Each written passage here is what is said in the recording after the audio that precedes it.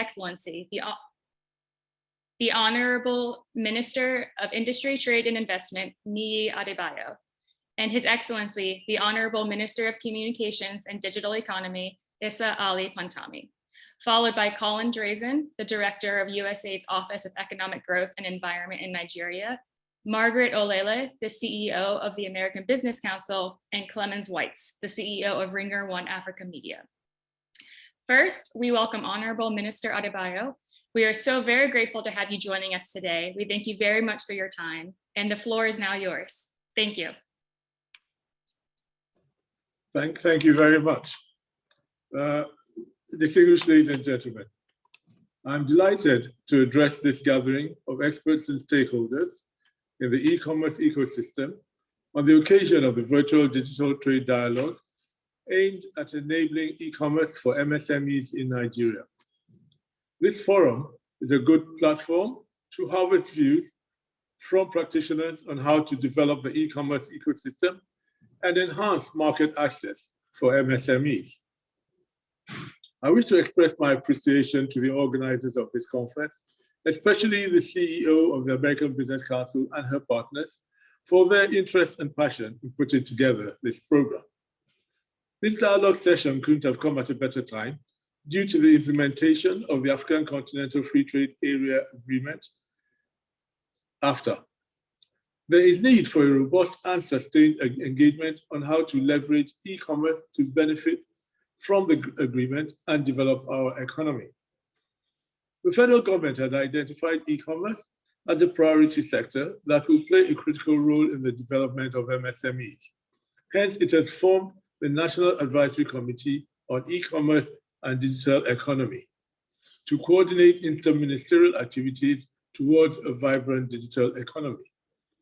The coordinated approach to e-commerce development has shown positive impact on businesses. Data from the National Bureau of Statistics, the NBS, shows that the total contribution of ICT to the nation's GDP in 2017 was 11.7 trillion naira, and by the second quarter of 2020, its contribution rose to 17.08 trillion naira. This dynamism has produced various investments, outsourcing, and trade opportunities.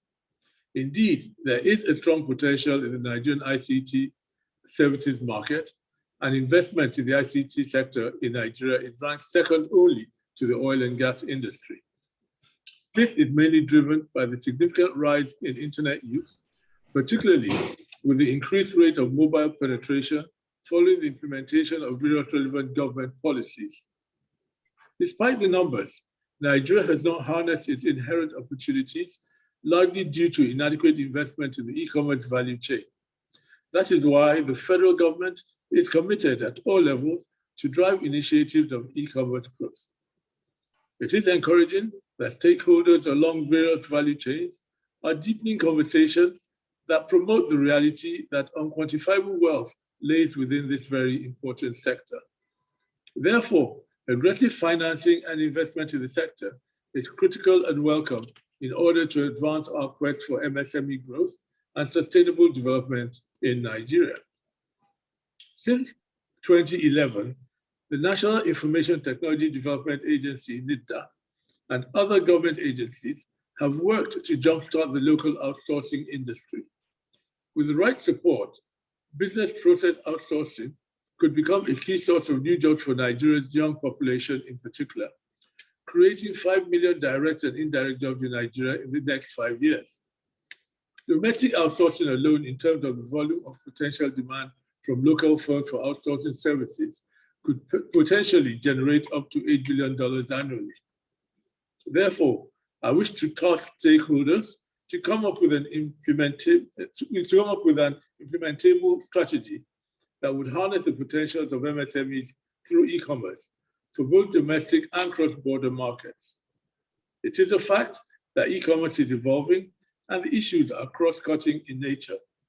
Therefore, there is the need for healthy collaboration with relevant stakeholders in the e-commerce ecosystem.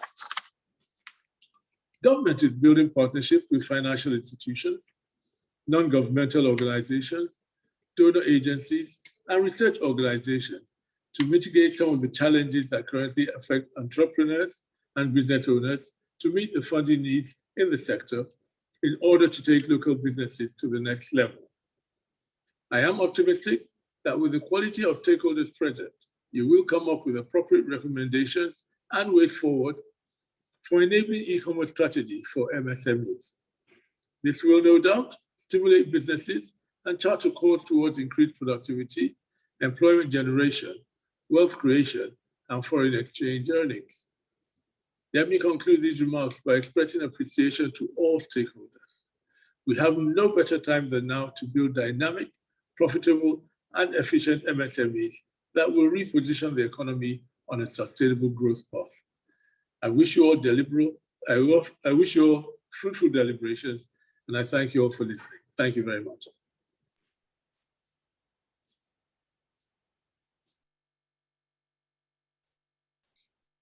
Thank you very much, Honorable Minister Adebayo, for your insightful remarks that set the stage perfectly for the discussion ahead. We are very, very appreciative for your time and presence with us today.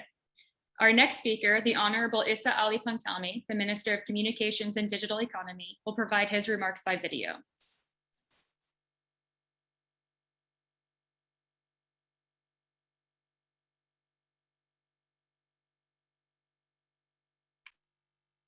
Hello to all of you. Good morning, good afternoon, and good evening. It all depends on where you are. Firstly, I begin by commending the effort of the United States Agency for International Development for organizing this very important discussion centers around dialogue or alliance in order to develop micro, small, and medium enterprises in Nigeria. This is indeed very commendable, particularly as it centers around digital trade, which is key and to this administration of President Muhammadu Buhari. Furthermore, micro, small, and medium enterprises are the backbone of our job creation in Nigeria, and also a backbone to our gross domestic product.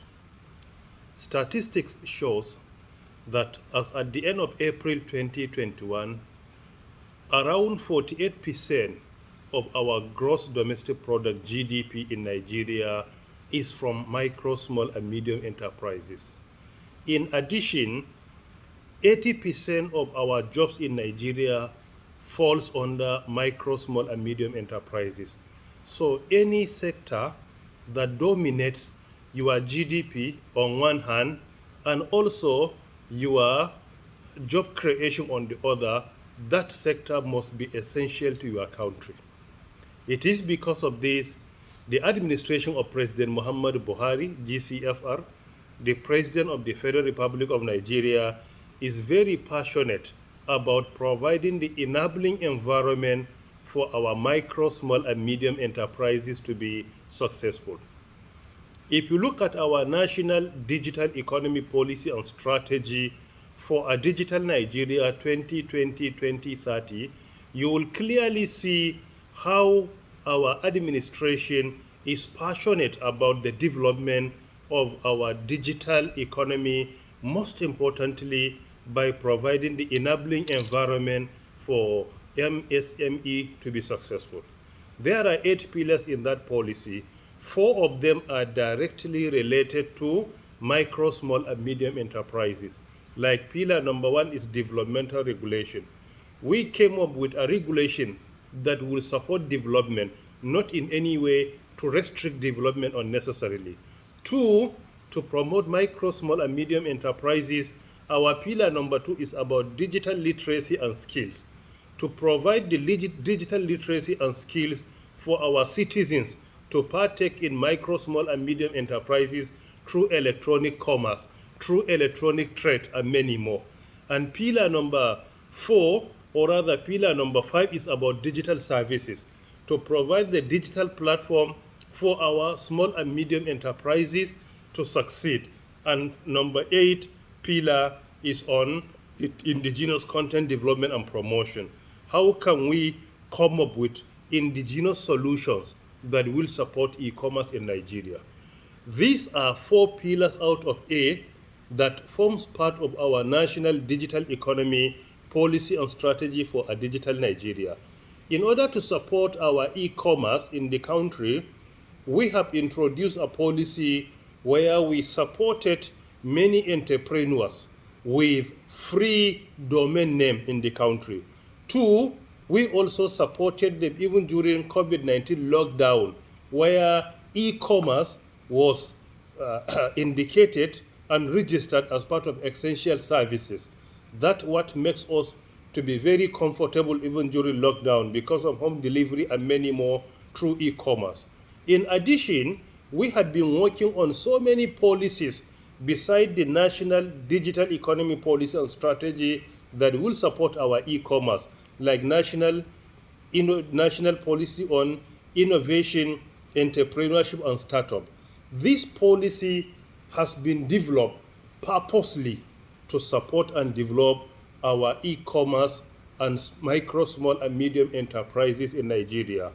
Furthermore, if you look at our broadband penetration, is increasing by the day, and it is a deliberate effort to ensure that most of our towns, cities, and villages are provided with broadband in the country. By August 2019, the penetration was 33%. By November 2020, broadband penetration increased up to more than 45%, an increase of more than 12% within 14 months. This is unprecedented in the history of the country. In addition to that, the price of broadband is coming down by the day. From August 2019 to date, the price of broadband, the average price of broadband, based on the report submitted to my office by Nigerian Communications Commission, dropped by more than 50%. All these deliberate policies are to support micro, small, and medium enterprises. And I do hope that this dialogue organized by Usaid will be very useful and will support us to continue to develop our micro, small, and medium enterprises, particularly through e-commerce and e-trade. And I do hope that after the dialogue, the discussion will come up with some recommendations, observations, and constructive criticism where we need to look into and make electronic trade and commerce very successful in the country. Thank you very much for giving me the opportunity to say the following words. We are honored and grateful for Honorable Minister Pantami's comments as well, and for his time spent contributing to this event. Thank you very much. Now I would like to turn to Mr. Colin Drazen of Usaid. Mr. Drazen, please, the floor is yours. Thank you. Honorable Ministry of Industry, Trade and Investment, Honorable Minister, Federal Ministry of Communications and Digital Economy, government officials of ministries, departments, and agencies, distinguished representatives of the private sector, partners in development, ladies and gentlemen, good afternoon.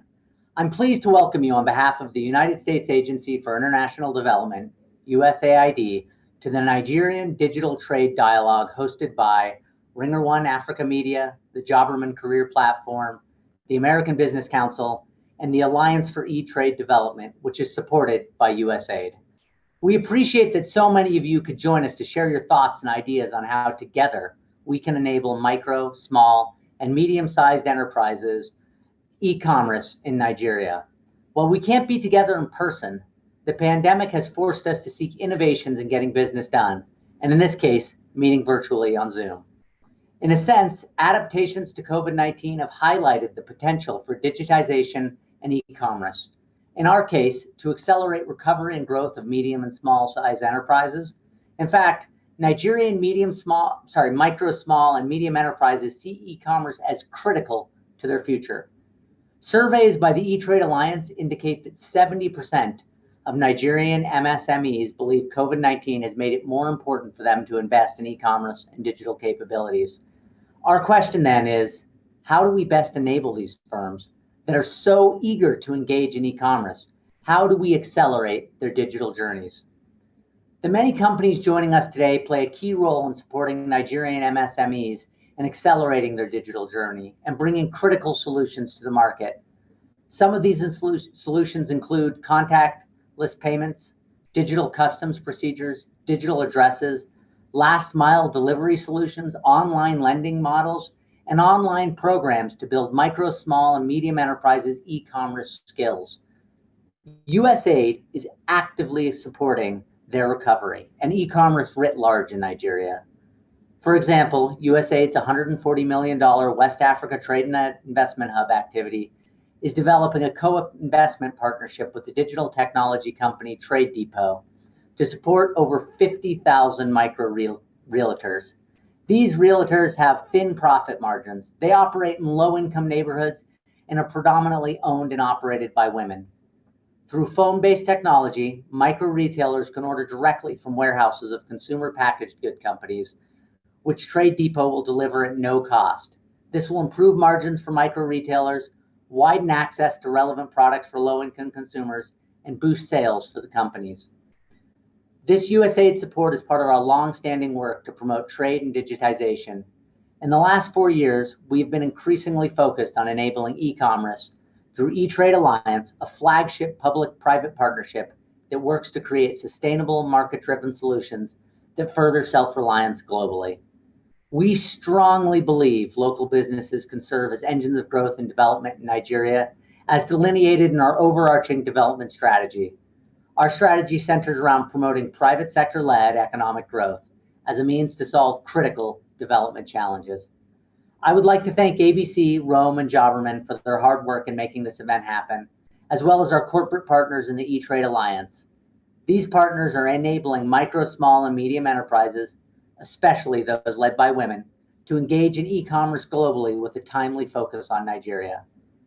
To everyone who has joined us today, we are excited that you are here to begin the hard work of developing new ideas and new development solutions. We look to your leadership to accelerate Nigerian use of e-commerce for recovery and trade. I wish you fruitful deliberations, and I look forward to hearing about the ideas that are generated here today. Thank you. Thank you, Mr. Drazen, for those insightful and encouraging remarks, and also for USAID's strong support of the work of the eTrade Alliance and this event. Next, we will hear from Margaret Olele, the CEO of the American Business Council. Thank you very much. So I'll say good morning, good afternoon to everyone on this call, and especially to the honorable ministers, the Minister of Trade and Investment and Industry, the Honorable Minister Otumba Adeniyi Adebayo, and Dr. Issa Patami for their commitment and for re-emphasizing the commitment of the country to the growth of the MSMEs and creating an enabling environment for e-commerce in Nigeria. Also really thanking them for all the commitments and partnerships and support we've had from them as the American Business Council. So the American Business Council is really the American Chamber of Commerce in Nigeria. We have well over 62 members. Incidentally, these members are big, large corporates. So in terms of having MSMEs, we don't really have members of the MSMEs, but interestingly, they dot the ecosystems. We have thousands of MSMEs that dot the value chains of these companies. And so there is a strong interest in how we need to grow and unlock the opportunities. Dr. Issa Patami shared, the value in terms of growth creation, job creation, and in terms of the impact on GDP. So definitely, as US companies, we're very keen to see how we can help support the work that has been going on.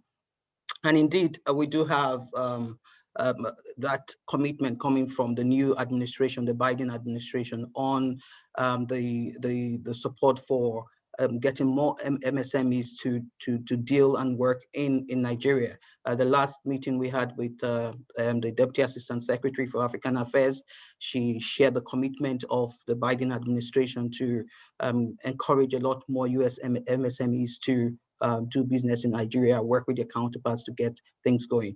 But beyond that is the fact that we have a large number of digital related or tech companies that are members of the American Business Councils, the Council, the Ubers of the world, the Googles and the Microsofts, who are luckily going to be on this on the panels today. I'm moderating panels and actively involved in this. And these are organizations that are driving e-commerce and really catalyzing that space, creating that enabling environment to make these organizations grow the way we need to and have value in terms of impact on the economy. So I'm deeply excited that we're going to be talking about this today and honestly looking at what the issues are, challenges and opportunities, and being able to share that with government as a partner in this business in really helping things move forward. So I would say, well, we look forward to a very engaging conversation today, and thank you people ahead for a very fruitful conversation. So over to you, Enrique. Thank you very much, Ms. Olele, for your words, and also for you and your team's partnership in organizing this event. Could not have done it without you. And next we welcome another partner, Clemens Weitz, who is the CEO of Ringier One Africa Media, or ROAM, and also one of the eTrade Alliance's 11 partner companies. Mr. Weitz, the floor is yours. Thank you very much. Distinguished hosts, guests, dear excellencies, thank you very much for joining today. All of us are today united here with one common goal: to accelerate growth for MSMEs, really through digital opportunities. Let's make it a little bit more concrete. What exactly is at heart of this? At heart of this are people, not one, not two, but many, many thousands and millions of people riding on the trend that digital opportunities provide them. But these millions of people cannot do it alone. Though they are the biggest assets in driving the economy and the digital transformation, they need our help. What do they need? They need access. Access to funds, to talent, to structured markets, to customers, or to supply. This is what platforms and the digital transformation can provide at unprecedented scale, like this has never done before, not only within Nigeria, but also globally. As a platform business, Roam Africa and Jobberman are very, very excited to be here today and also be joined by other platform businesses from which you will hear today. We believe that the digital economy has and platform businesses have the power to rapidly accelerate growth for MSMEs across the country. Jobberman, together with USAID and the eTrade Alliance, therefore has set a clear mission and a lot of time and energy into answering one big question. How can we improve the readiness of Nigerian talent for one of the biggest trends globally of digitization and harness the power of this? Together, we've embarked on a very exciting project to find answers to this, to assist in the creation of this. And we are very excited in the next couple of weeks to be able to give you concrete answers. Kati, who has also joined us here on this call, is going to give us a more concrete perspective on what this means. We believe that this really matters.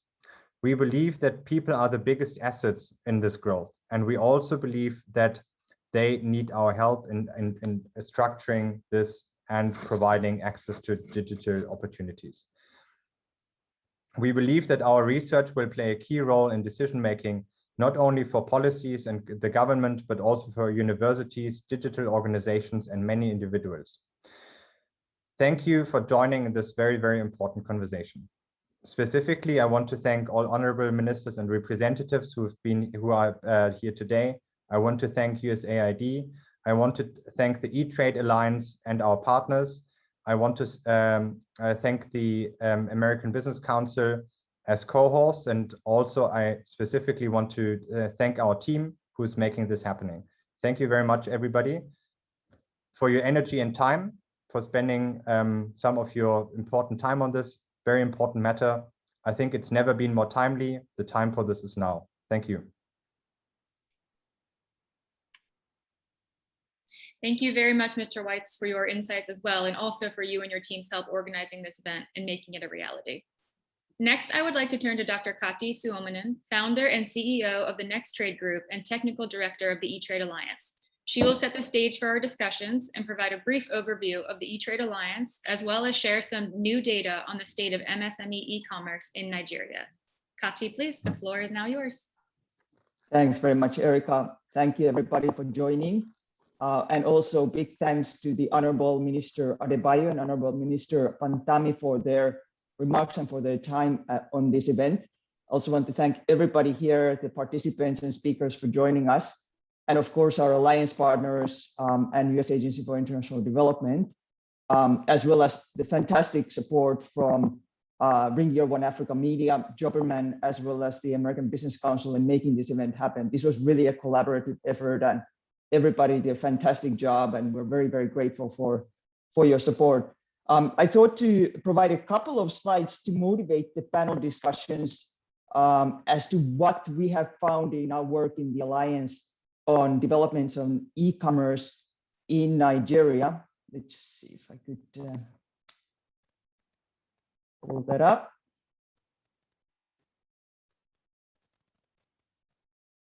You see the full screen?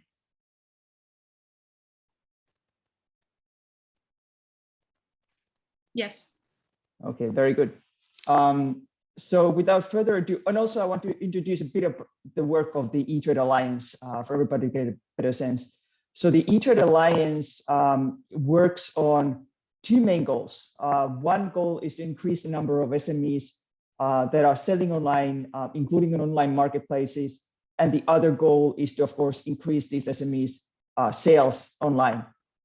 We work in 5 work streams, both on kind of on policy issues from 30,000-foot level, as I believe this event addresses, all the way to SME skills development for e-commerce, where we train SMEs on various aspects of doing e-commerce, of course, prioritizing women-led firms as well as rural firms, those companies that are still underserved and that have been oftentimes hit hardest by COVID. We also work on logistics and last mile delivery solutions, and you will hear from those during this event.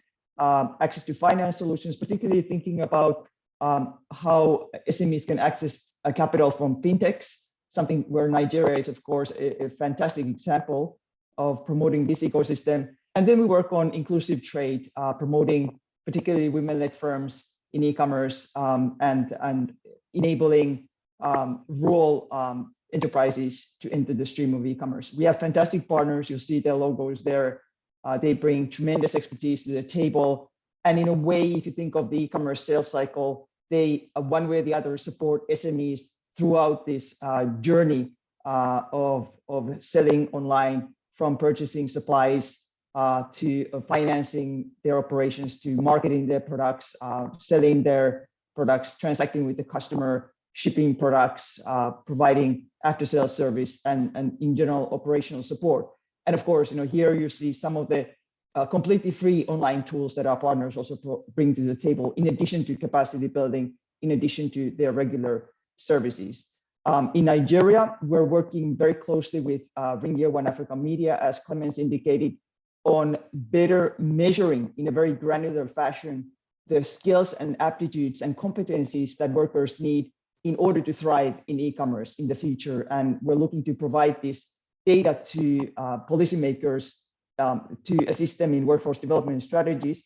We've been working with UPS on enabling women-led firms in e-commerce in Nigeria. And we are also, of course, working with all partners such as Google, Visa, MasterCard, and others on digital policy issues in Nigeria. So there's plenty going on. And why are we excited about this? Well, we're excited about SMEs, SME e-commerce for the same reason, I'm sure, as the many participants here and many speakers.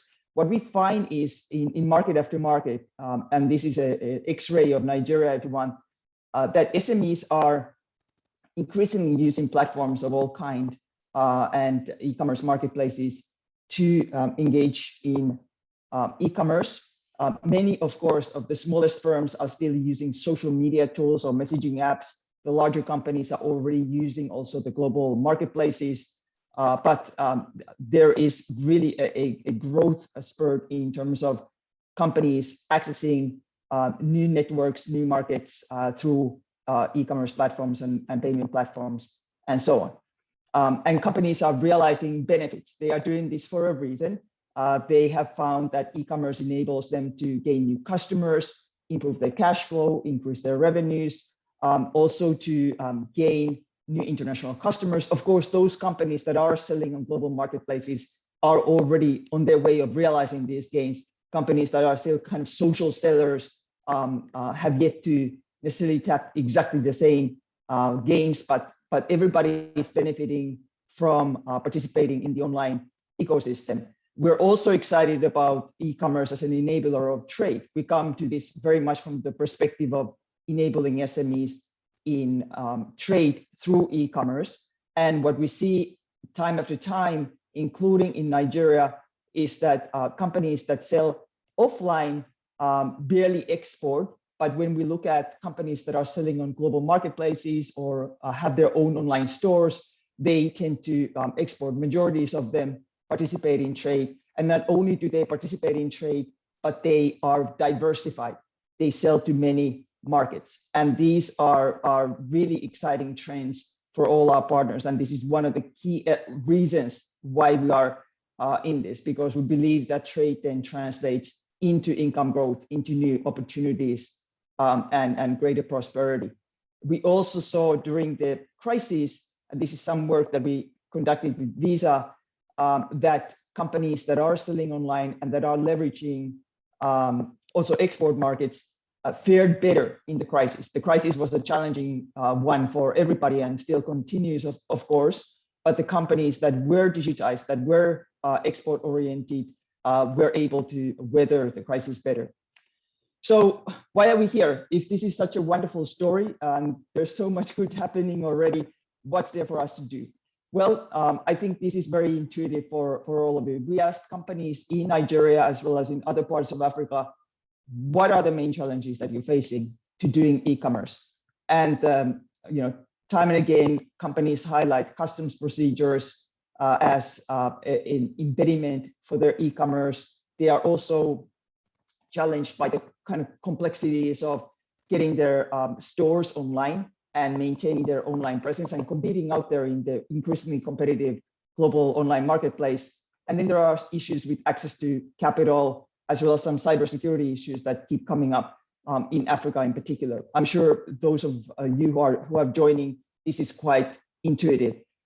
We also see that these challenges are echoed by companies that are already exporting. So perhaps they have already overcome some of the logistics hurdles or customs procedure issues, but they still struggle with some of the financing issues as well as the digital transformation related issues. So when we look at across Africa, we've got social sellers, we've got global and local marketplace sellers, both the more less digitized and more digitized companies. We see similar challenges across the continent. And perhaps this points to a common agenda, including under the AFCFTA, that the honorable ministers pointed to, common challenges everywhere.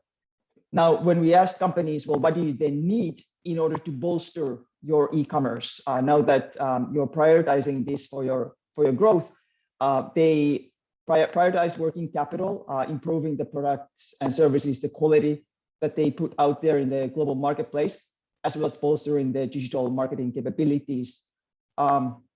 There's also need for greater talent, and this is something that we are working very closely with Rome to map out in a very granular way through surveys with 20,000 Nigerian youth. And we have some early outcomes that we'll be happy to share with all of you on how talent is mapping out to e-commerce companies and being matched to the greatest opportunities. So what we see here in Nigeria is kind of 5 kinds of companies. There are a lot of companies that are social sellers selling on Facebook, Instagram, and so on. And bit by bit, companies are adopting these more formal sales capabilities. And I think our aspiration is to get companies on this digital journey and become Bs and As that are using marketplaces that are more digitized in their operations.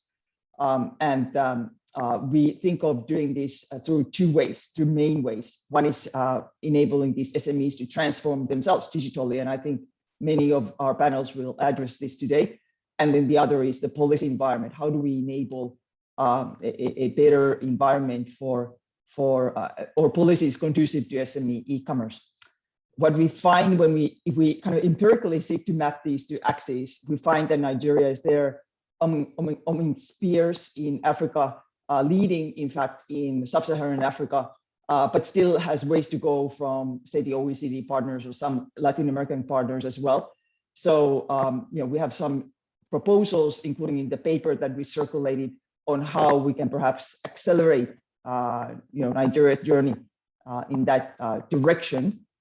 We have also mapped out, and this was something that Erica has been leading, the policies that different countries are adopting to enable SME e-commerce. Because clearly, as the ministers illustrated or highlighted, governments are doing a great deal to help SMEs in e-commerce. And we wanted to understand, well, where are they? How can we help countries that are perhaps in the more beginning in addressing their digital policy issues to learn from those that are already there and not necessarily have to reinvent the wheel, and also to understand a little bit where countries still need support. Is it in digital infrastructure policies or cybersecurity policies, or is it on SME export promotion policies or what have you? So Nigeria again comes out as a leader in sub-Saharan Africa, but clearly has could learn from these other markets, such as, of course, the locomotives of the e-commerce industry, Korea and Singapore and others, about good policies for enabling SME e-commerce. So here is just how Nigeria maps on these different areas of our index, and we will be sharing this index next month with all of you. And so I think our task today is to roadmap together with you, and we really look forward to everybody's ideas. We have tremendous talent here during this event on where to kind of go in Nigeria on e-commerce development in order to do exactly what Clemens was saying. Think about this in terms of humans and companies, and how do we enable companies and people that are working in them to increase their welfare and leverage these new opportunities that digitization offers. So I'll leave it there. Thank you very much for your attention, and I wish you a great event.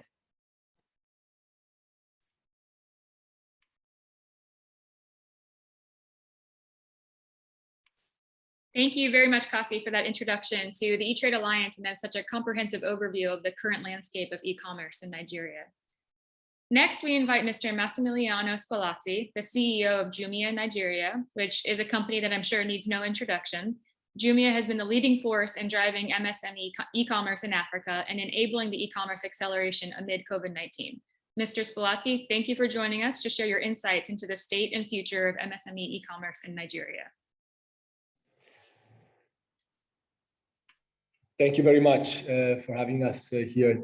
Look, I want to cover maybe starting from the importance that small medium enterprises have when it comes to e-commerce and when it comes to Jumia, and in general how this has changed in light of the recent happenings during COVID times, and what does it imply for the near future, and what kind of changes we need to do from a policy standpoint, or in general, what do we need to focus the most to enable e-commerce to grow faster.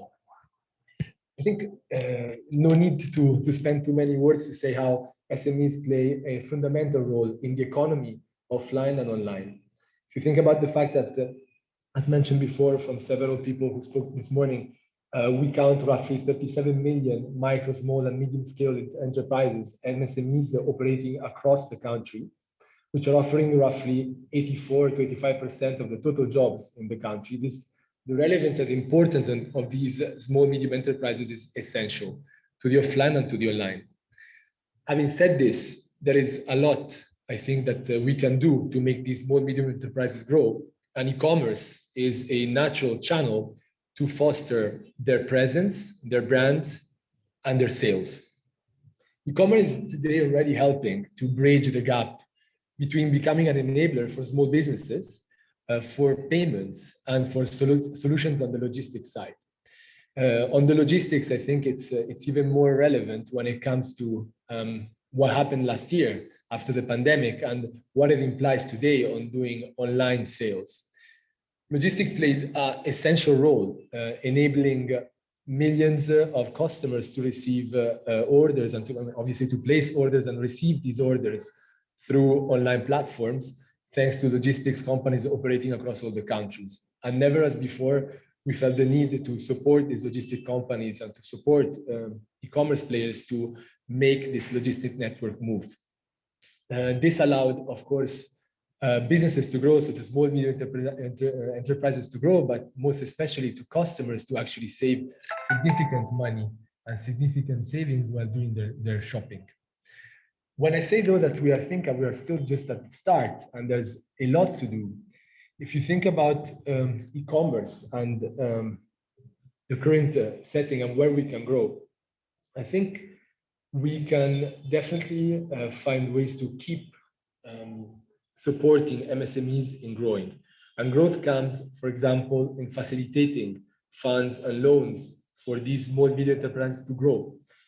E-commerce, it's a beautiful channel because it allows any brand and any small company to have a reach at country level potentially. So it means that if pricing and assortment is done properly, you can hypergrow and hence change your status fast. And for this to happen, beyond the visibility and marketing, it is very important that the entrepreneurs and their businesses have the right supports on loans and on funds to make it happen.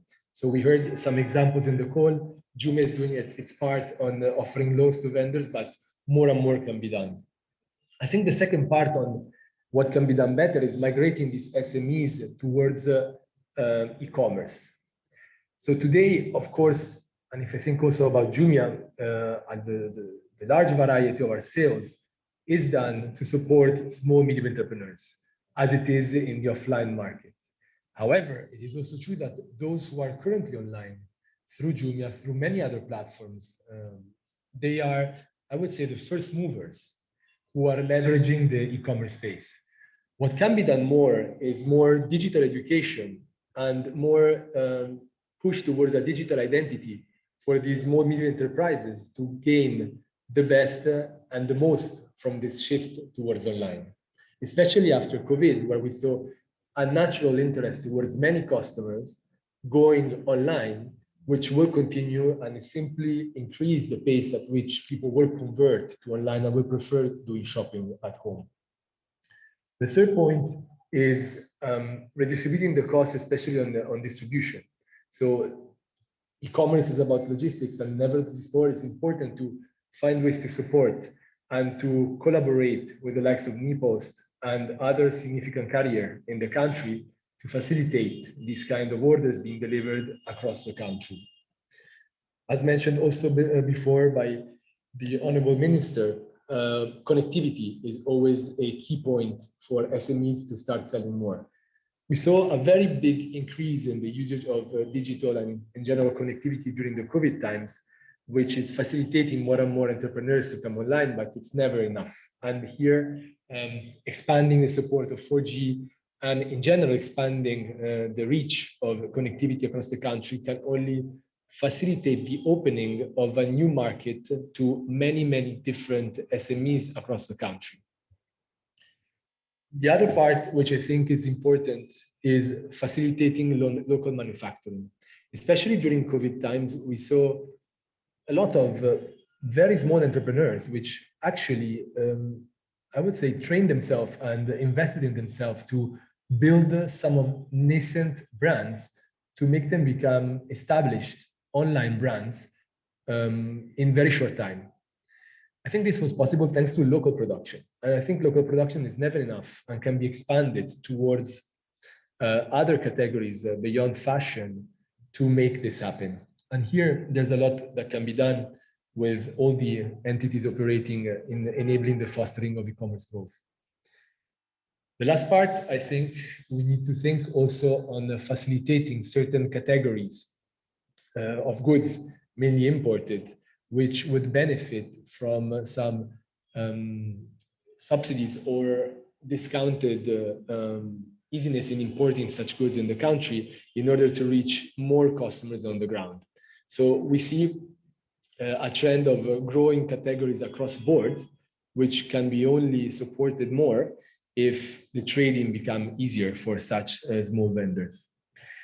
Last but not least, it was also mentioned the status of essentials for e-commerce. Now, e-commerce, it's about logistics and deliveries, and it is essential to speed as much as we can the delivery is such good. So the enabling e-commerce players to keep on delivering throughout any curfews or lockdowns is essential to ensure that customers can benefit the most from their purchases online.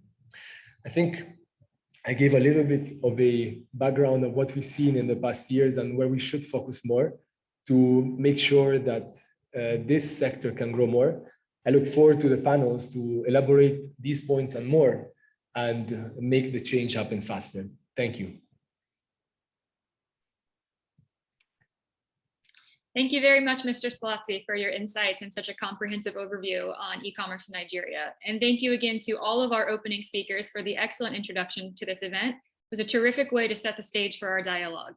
I have no doubt there will be great discussions in our breakout rooms. And thank you again very much, all of you. So we have come to the point now that everyone's looking forward to, which is our panel discussions. And as I'm sure most of you are aware, to facilitate simultaneous sessions, we will be using breakout rooms for each panel.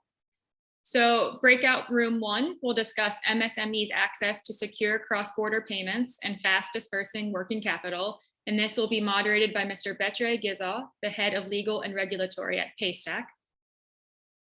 Breakout room 2 will host the session titled e-commerce logistics, last mile delivery, and trade facilitation, including through open APIs, blockchain, and digital addresses. This will be moderated by Mr. Amgad Shihada, the Senior Vice President of International Public Affairs and Strategy at UPS.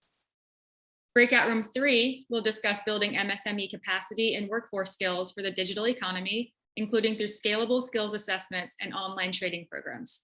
This session will be moderated by Ms. Rolake Rosiji, the CEO of Jobberman Nigeria. Lastly, breakout room 4 will cover digital trade policies for MSME e-commerce, business and policy perspectives and global best practices. This will be moderated by Kati Suominen. Our panel discussions will last for 60 minutes, after which all participants will be automatically brought to the main meeting room again. These sessions aim to facilitate free-flowing discussion on ideas. They will be recorded for the purposes of summarizing key takeaways, but please note that no attributions should be made to any speaker. So once breakout rooms have been opened, all panelists will be automatically redirected to their respective sessions. So if you're a panelist, you will be automatically directed. Also, if you have pre-registered and you've already indicated which panel you'd like to be on, you will be automatically directed. If you haven't, that's okay. You can select yourself which breakout room you want to join, which when we open them in just a couple of minutes, a breakout room button will open on the bottom of your screen.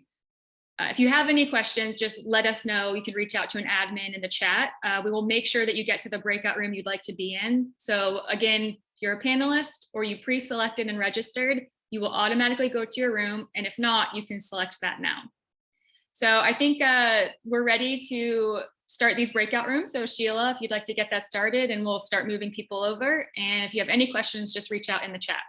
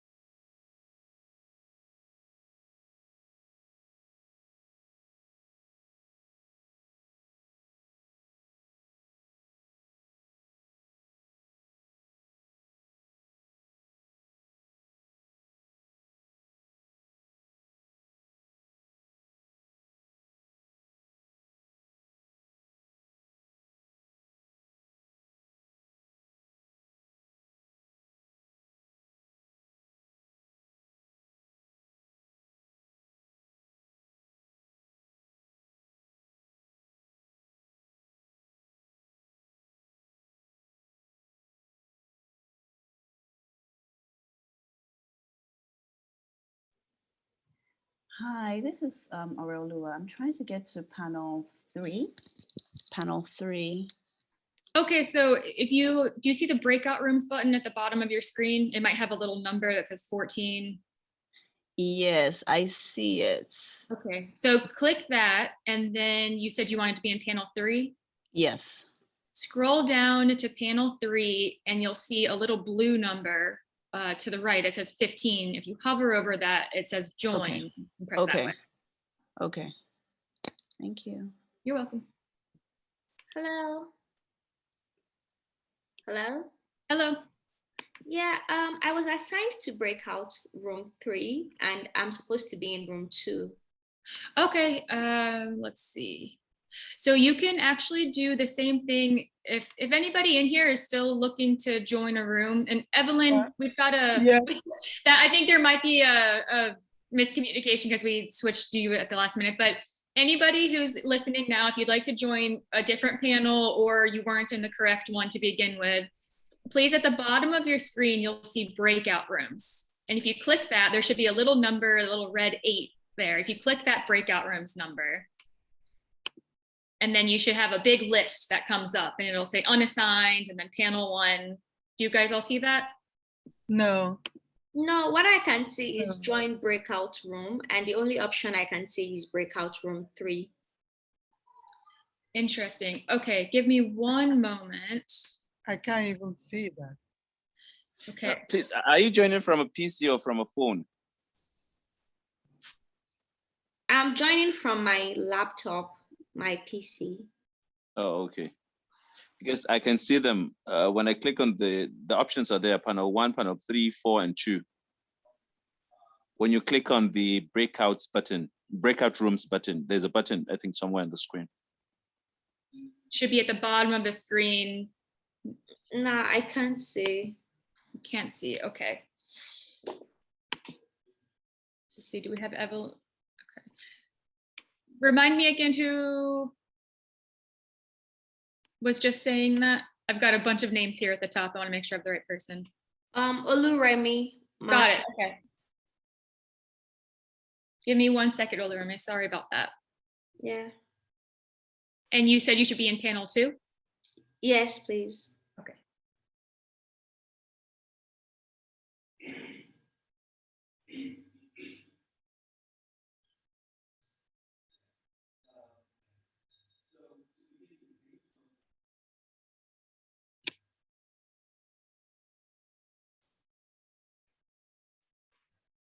Let me know if that worked.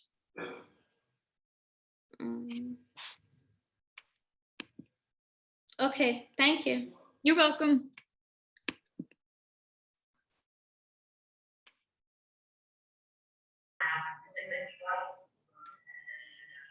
Hello, everyone. There are a few people who are still here who haven't been assigned to any room. Veronica, NEPCTC,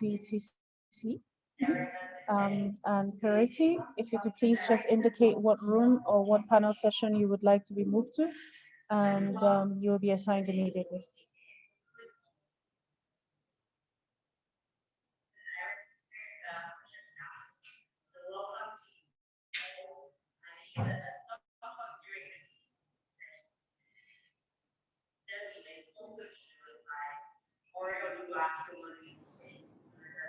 And director of the Technology, and also be joined by Mr. Tola Johnson, Special Advisor to the President of Nigeria on MSMEs. Welcome to you all. Thank you for your time. We have 60 minutes together in this hour. And the aim of this session is for us to get more practical and to focus in one important item, the manageable MSMEs in Nigeria to scale and to grow.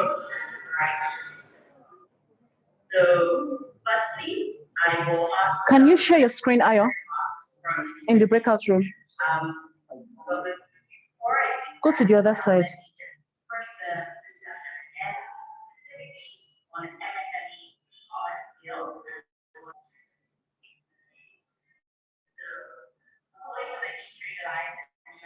Study ahead of the conference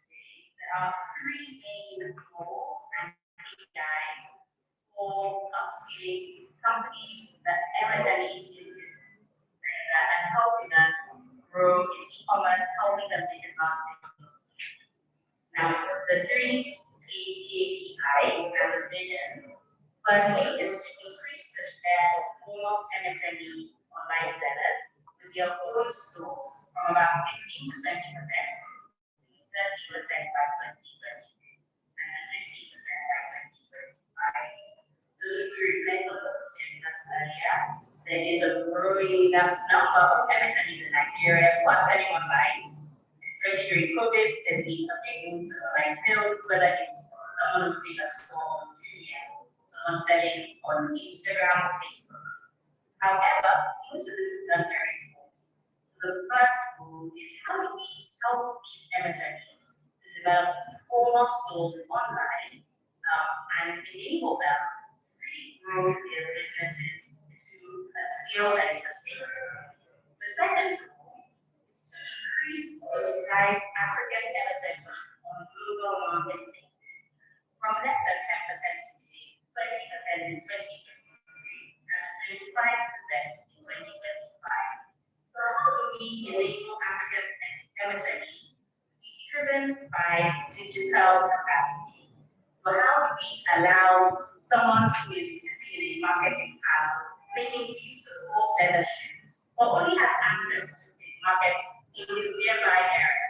How do we enable him to open an online store, collect his payments online, to even learn anything he needs to learn online, to get training online, and really to build e-commerce digital skills?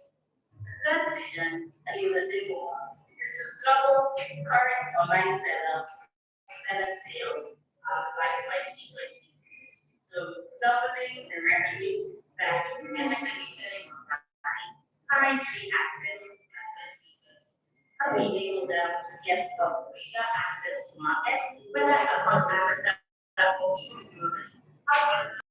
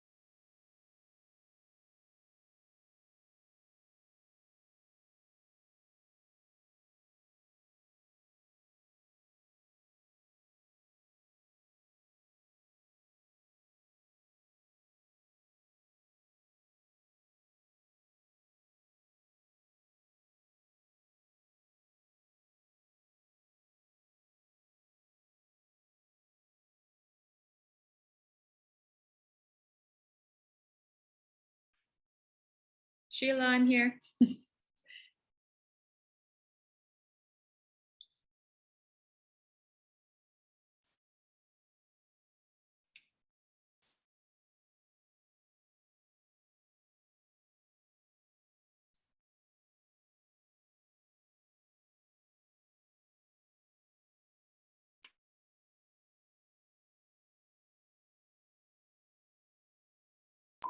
Hi, Erica, everything okay?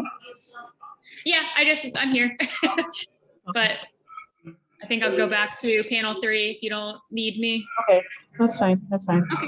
Yeah, just There's just a Veronica here from Visa. I'm not sure what panel she's meant to be in. Oh, okay. I'm not sure either. Panel 3 has a Visa speaker, or so does panel 4. Oh, Okay, looks like she chose. Okay.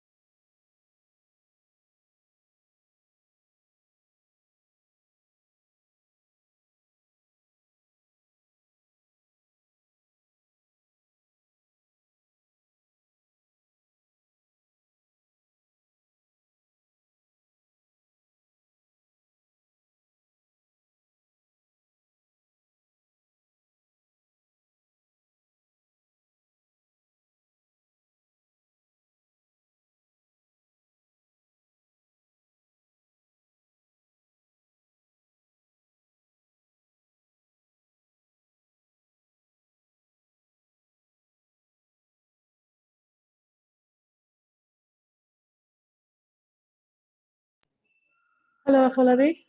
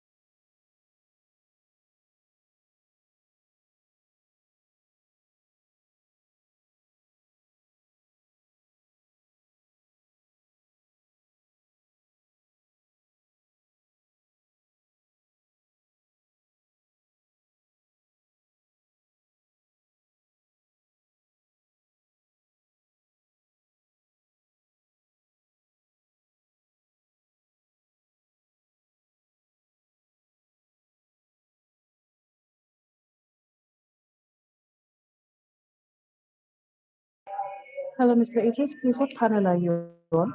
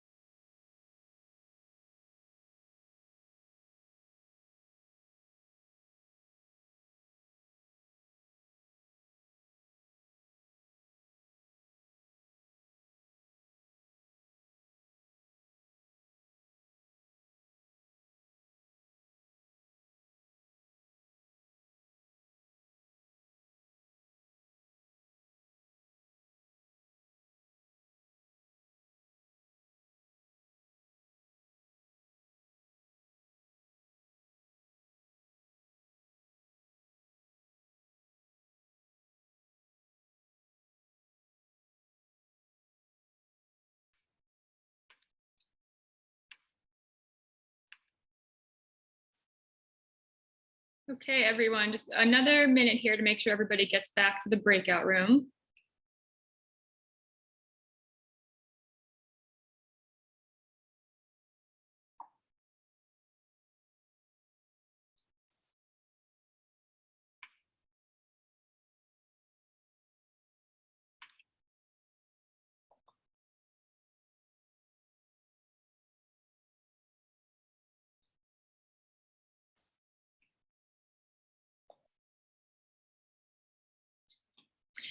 Okay, welcome back, everyone. We hope everyone enjoyed the discussions in each session, which I have no doubt that with the impressive list of panelists and moderators, the discussions helped bring out interesting ideas and initiatives. I myself was able to join in on a panel, and it was really great to see the collaborative spirit. Everyone was sharing ideas and best practices and thinking about ways they could work together in the future. So now to conclude these discussions, we are going to have each moderator give an overview of the highlights of the session, and we'll go in order. So first, I call on Mr. Betre Gizov, the moderator of panel 1, which discussed MSMEs access to secure cross-border payments and fast dispersing working capital. Betre, thank you. Excellent. Well, thank you. And thanks for the panelists again in the session for a very interesting conversation. And we I think came out with a couple of themes of maybe challenges and then potential solutions for some of them. We talked a lot about challenges in onboarding, challenges with resolving fraud and settlement time and lessening settlement times, which I think are all indicative of increasing trust in the payments ecosystem. Talked a lot about data. How do we leverage data, and how do we bring sort of what's happening in the informal economy, even online via Instagram and other social media networks, into more of the formal economy. And so in that conversation, some areas to either policy areas to either embark upon or double down on where we're already doing that. We talked a lot about the AFCA and the developments around the new Pan-African payment system that's underway, and how that hopefully will accelerate some of the cross-border topics that we discussed. Open banking, which is something that is already underway in Nigeria, and sort of how do you double down on that and continue the investment in that space and the regulatory frameworks necessary to accelerate that. We talked a little bit again on the onboarding side around the success on the consumer side and alleviating some of that, how to bring that over to the merchants. Is there a way to tier merchant size and make onboarding more manageable as merchants grow in size? Maybe there's additional requirements that get attached to it. Another area of success around QR codes was highlighted, but one of I think the challenges that we might see coming are, how do you standardize those across jurisdictions so that we don't end up sort of creating another set of issues as we innovate there. Those were some of the themes and the policy sort of areas of focus that we came away with. So again, thank you to the panelists and to the organizers of the event for a really interesting conversation.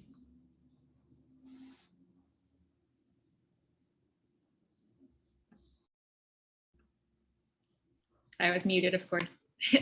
Thank you, Betre, for the summary of your discussions and for moderating panel 1. And so next we will call on Mr. Omgad Shihada, who moderated the second panel discussion on e-commerce logistics, last mile delivery, and trade facilitation, including through open APIs, blockchain, and digital addresses. Thank you very much. And we had a lively breakout session. We went right down to the last second, right down to the wire. So there's lots of content to cover. I'm going to just look at my notes and give you highlights. Certainly, each panelist discussed the cost of logistics and the challenges involved in logistics when it came to both cross-border trade and domestic trade. And I'll just highlight a couple of those. Certainly, customs duties came up as a topic in regards to knowledge of the duties and how they're going to be assessed on the goods being exported to other countries from Nigeria, as well as surprise on imports, but also the costs of domestic transportation. And I wrote down here a very specific example of one of the companies having to get federal licensing, state licensing, local licensing, then council licensing. And when you include all those costs in the cost of e-commerce transaction, and that those costs are then transported, if I could use that word, onto the consumer, those that ordered the goods, you can see that it creates a dampening effect on competitiveness in Nigeria of businesses trying to compete globally. The second area, and the one that I wanted to highlight, was one of the participants talked about data and the importance of data from the opening plenary in regards to availability of data. And, you know, a unique proposition would be, what would it take for a service provider to provide unlimited data on a monthly subscription to consumers? And the proposition would be, if you were to do that, you would really unleash connectivity, competitiveness, and the ability for companies and consumers and trade and e-commerce to flourish in Nigeria. So I would take that as a very hard suggestion.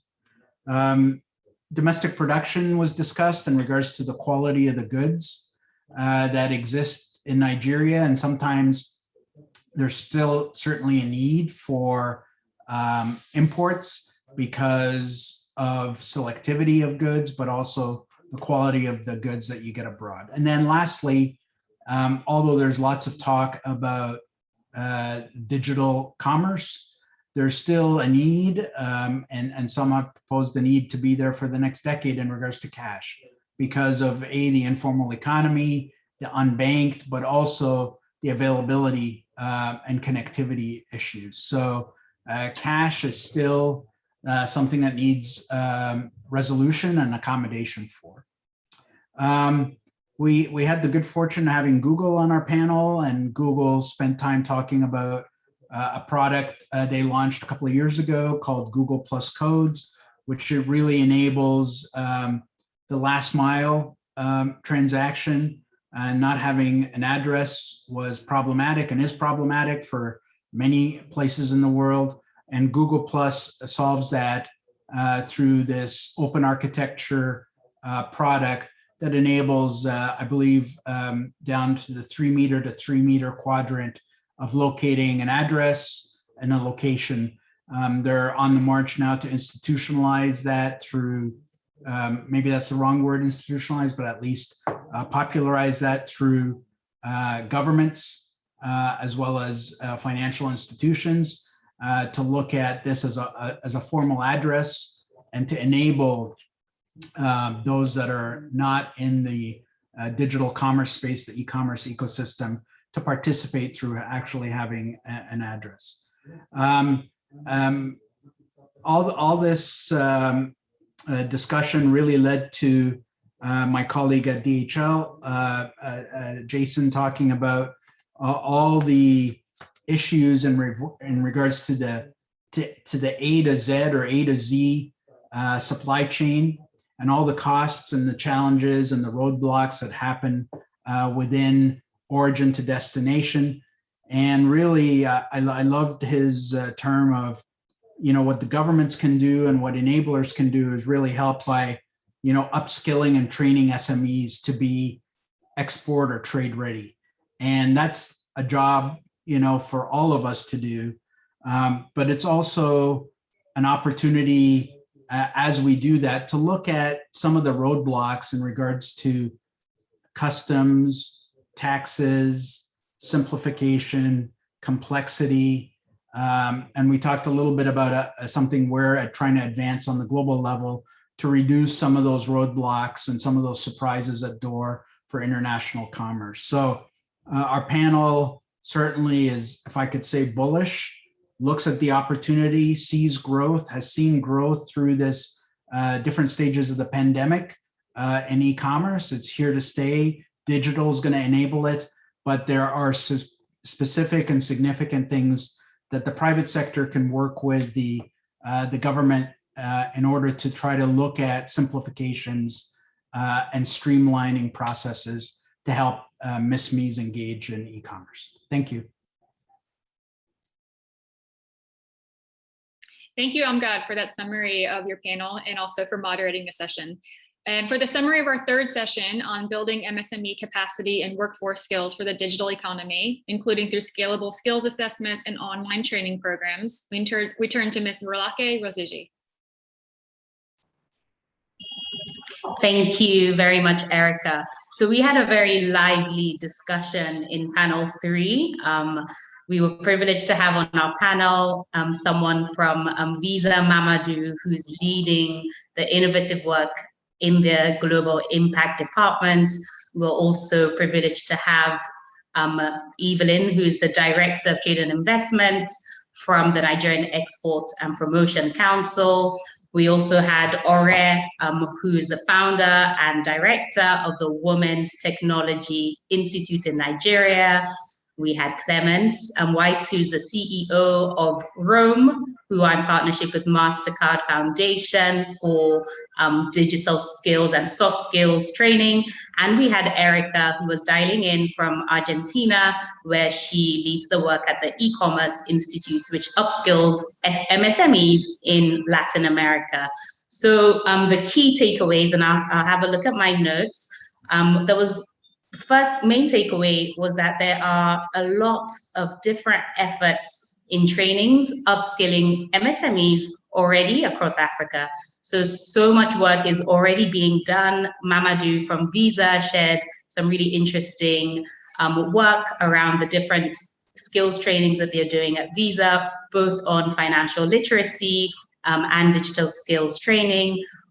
From Rome, Clemens and Precious, who leads the learning and development work, shared information about soft skills training, which is being led by Jobberman together with the MasterCard Foundation, and really speaking about how soft skills underpins all other skills required for success in business.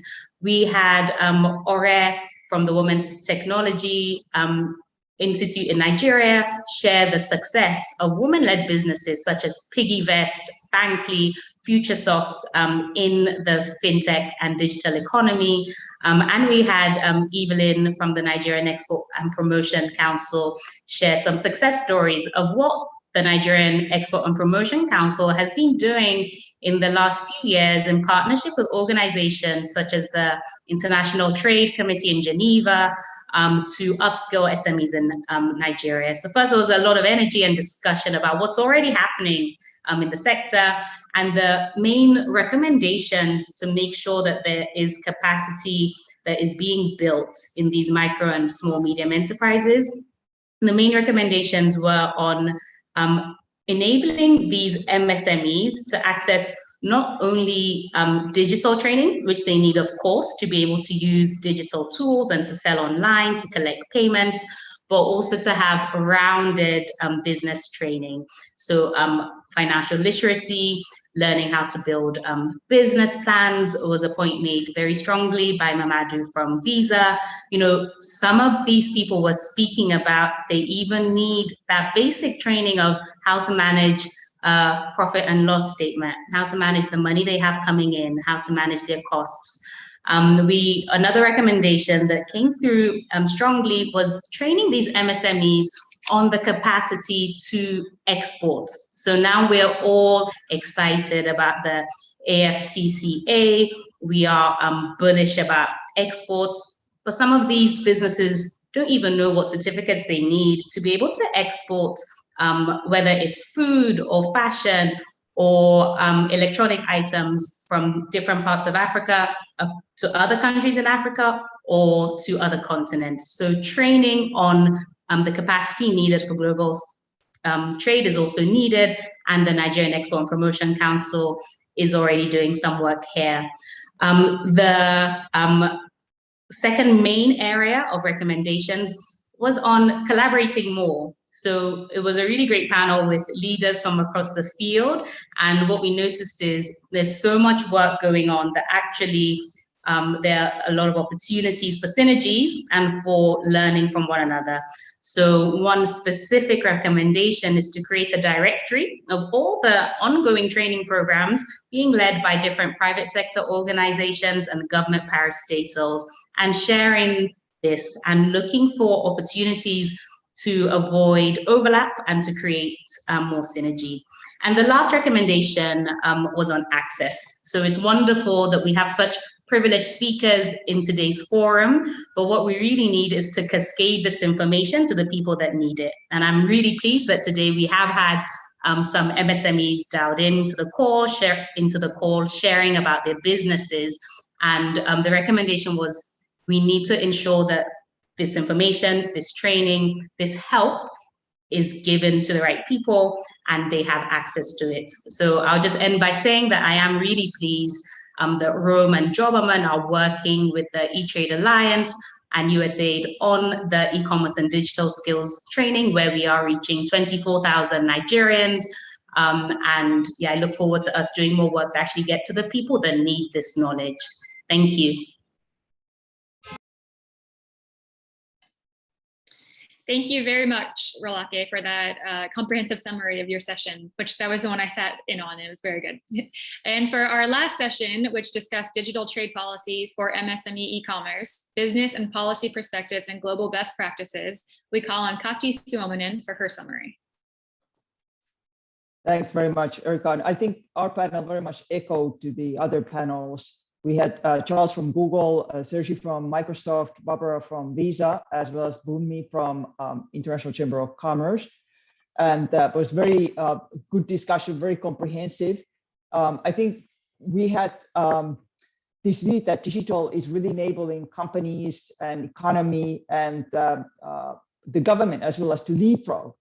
This is a great opportunity for Nigeria to leverage digital technologies. At the same time, the panel shared quite a lot of frustration about the challenges of kind of inequities that have been exacerbated by COVID, particularly facing women-led firms and smaller firms, about the challenges of basic access to connectivity, internet, electricity. These came up as really key barriers that we still need to address for probably thousands of entrepreneurs to really take advantage of these digital technologies. And then the final area of kind of somewhat frustration was the limited translation still of the gains in connectivity into productivity growth. How do we enable companies to translate the access to technology into productivity, into new value? So there were also some challenges there, as bullish as we were also on the opportunities of digital. So we discussed some of the enablers and solutions. One was to, of course, accelerate the infrastructure development. And some comments were made that we don't have to necessarily reinvent the wheel or do something brand new, that there's also a role for just leveraging current spectrum and the current infrastructure that exists and improving and building on that.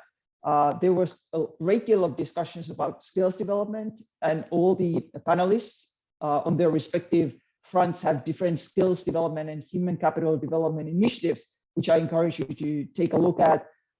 We had quite a bit of discussion, and Barbara led this on the practical lessons learned to enable women-led firms in e-commerce, and how do we best tailor training to women-led firms that are seeking to engage in e-commerce, and how do we also leverage fintechs to accelerate women-led firms' access to finance. But kind of human capital, just as the prior panel that Rolake led was a kind of centerpiece of our work, and something that just illustrates the need to develop this human capital in order for businesses and other stakeholders to take advantage of the digital revolution.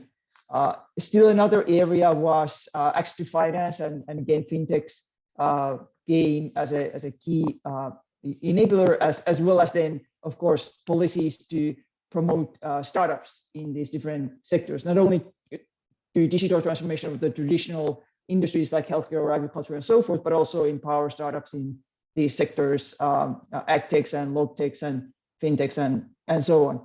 So I guess kind of a couple of kind of macro thoughts that emerged in the policy enabling environment was that we really need all government solutions. This is not a challenge that is faced by one agency or a couple of agencies, but we need all hands on the deck. We also need to engage kind of ministries that deal with power and connectivity, and ministries of finance into e-commerce development. So there needs to be very holistic national e-commerce development strategies, including all these different agencies.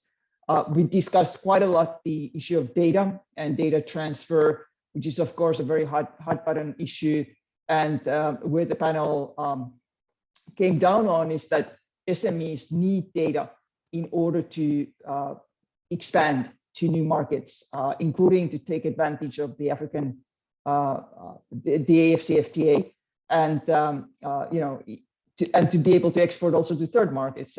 We had these very practical examples of a T-shirt business trying to sell online T-shirts to, say, Europe, and the importance of data for this kind of a business to improve its customer service as well as its own operations is critical. And then for these ad techs and log techs and fintechs to scale across Africa, leveraging the new opportunities opened by AFCFTA, also require free transfer of data.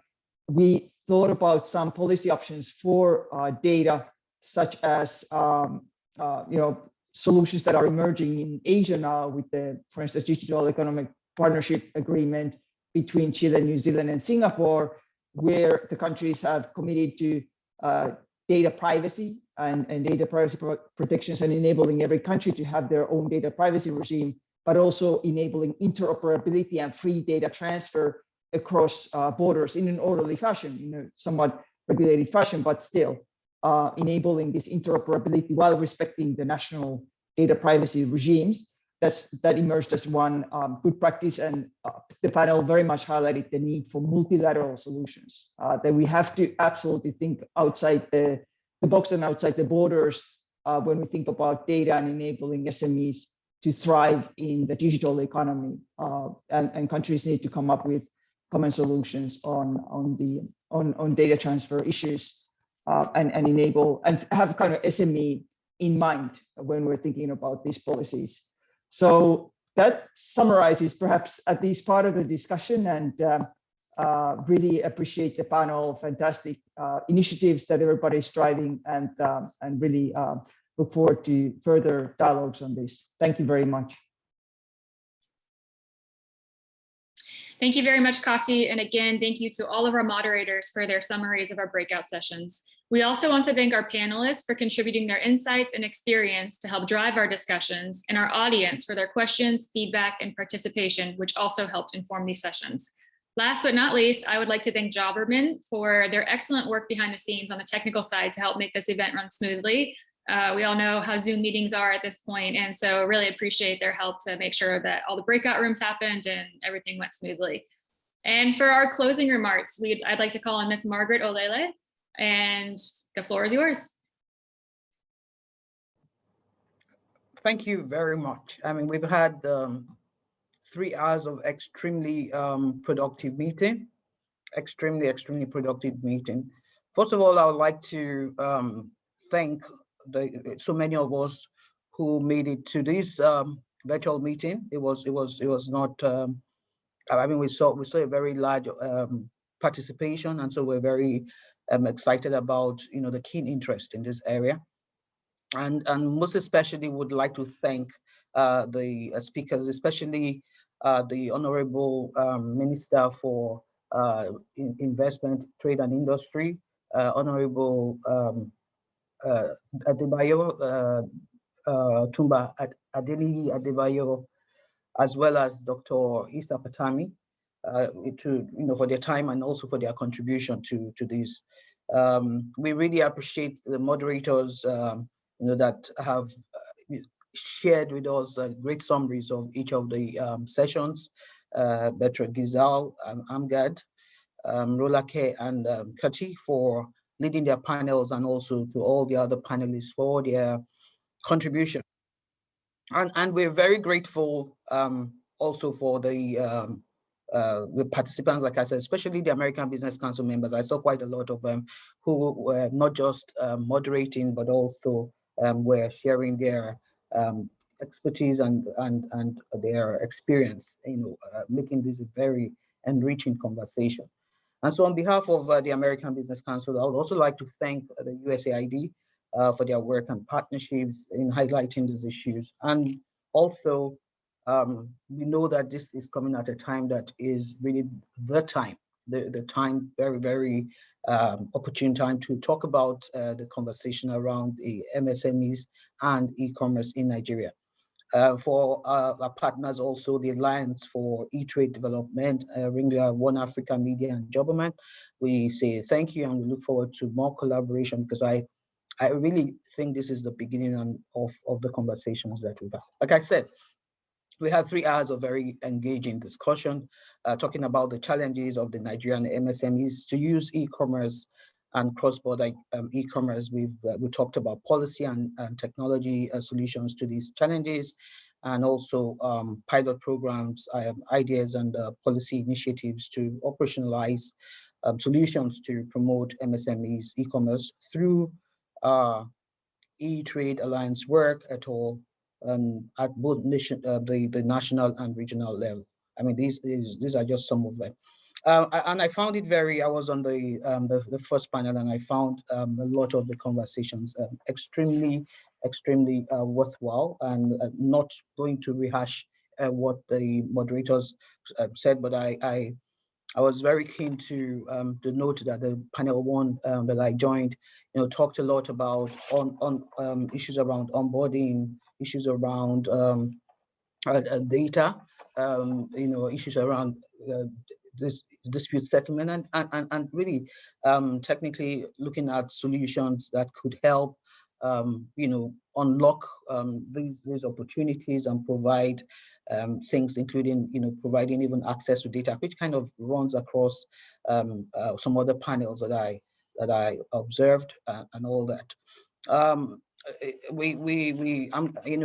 second panel obviously shared thoughts around the cost of logistics and issues around provision of data that could really improve the consumers' beta, and have not just the challenges, because for me, I think we know what the challenges are. I think what we should be looking at is what the opportunities exist, what are the things we should be talking about to improve that, things like standardization of the quality of products, and also ensuring that we have clear opportunities, like what some of our companies are doing, like Google, to improve the last mile transactions, and how we're able to work with government to really share these thoughts and see how we can move some of these projects forward and upscale some of these projects.